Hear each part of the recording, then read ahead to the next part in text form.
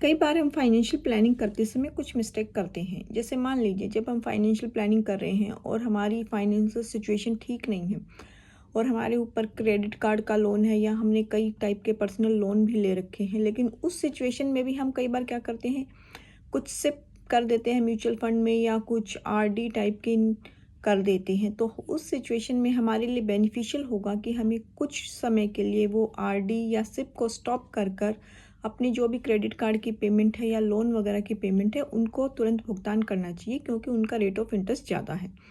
लेकिन हम क्या करते हैं कि हम अपने आप को फील गुड कराने के लिए कि अरे चलो हमारी सिप चल रही है या हम आरडी कर रहे हैं, लेकिन यह हमारे लिए फ़ायदेमंद नहीं होता, क्योंकि हो सकता है कि जो हमारी सिप है, जो म्यूचुअल फंड पे या आरडी है, उसका जो भी रेट ऑफ रिटर्न है वह कम हो, उसकी तुलना में हम जो पेमेंट कर रहे हैं लोन पर वह ज़्यादा होता है, जो कि हमारे लिए कभी भी फ़ायदेमंद नहीं होता। फॉर एग्जांपल जैसे आपने पर्सनल लोन ले रखा है, उसकी रेट ऑफ इंटरेस्ट 18% है, और अगर मान लीजिए हम म्यूचुअल फंड में सिप कर रहे हैं या कोई आरडी कर रहे हैं, तो उसका जो रेट ऑफ रिटर्न है वह भी डिपेंड करता है, 7 होगा, 8 होगा या 10 होगा, जो कि अनसर्टेन है। तो इस सिचुएशन में हमारे लिए फ़ायदेमंद यह होता है कि सबसे पहले अपने लोन का भुगतान करें।